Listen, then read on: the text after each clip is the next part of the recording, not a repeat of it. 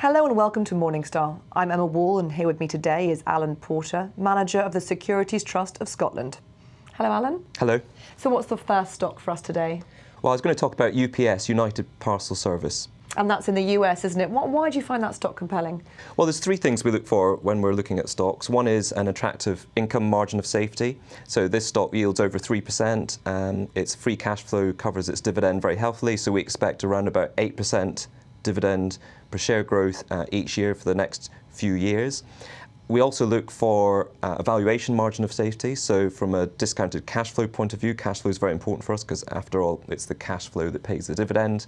It looks very attractive from that point of view. Also on a traditional multiple basis, so your PE ratio or your EV/EBITDA ratios, it's kind of trading close to or slightly lower than historical averages. But the most important thing is, what sort of insight do we have? What is it specifically about any stock that makes us think that the market's going to view it more positively?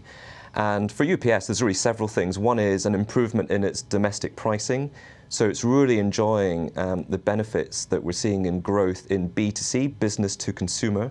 So if you think about online shopping effectively, so online retail in the US is probably growing 4 times faster than GDP is in the US at the moment.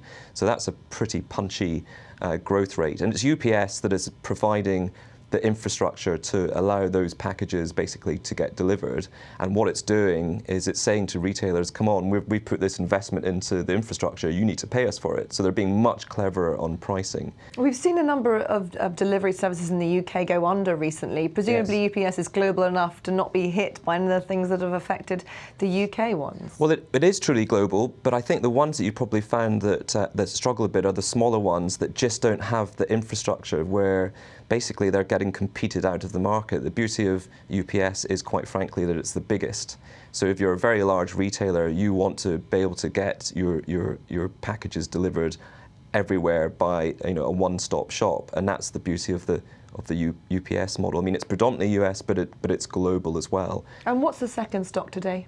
Well, the second stock I thought I'd talk about is a UK stock, Kingfisher, more of a turnaround story.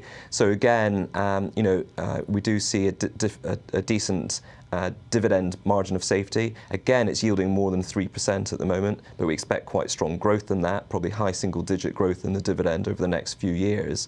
It's attractively valued. Which is important. But really our insight there is a new chief exec has just started at the company. And when I talk about turnaround, it was very interesting. She came out with, at the end of March, her sort of first review of the business. And two things really struck us. And we bought this just before her review. On the one hand, it's the very positive structural trends that home improvement is seeing around Europe, because don't forget, a lot of people know Kingfisher just for B&Q, but actually, it's got just as many sales outside of the UK in different formats.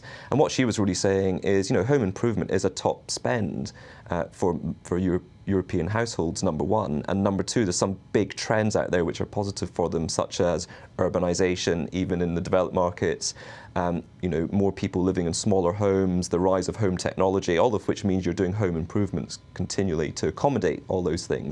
But it's not just the structural growth, it's also the turnaround situation. She made one really good point, I thought, which was Kingfisher Group has something like 393,000 products. But of those, only something like 7,000 are sold in more than one of their operating companies, and they have 5 main operating companies.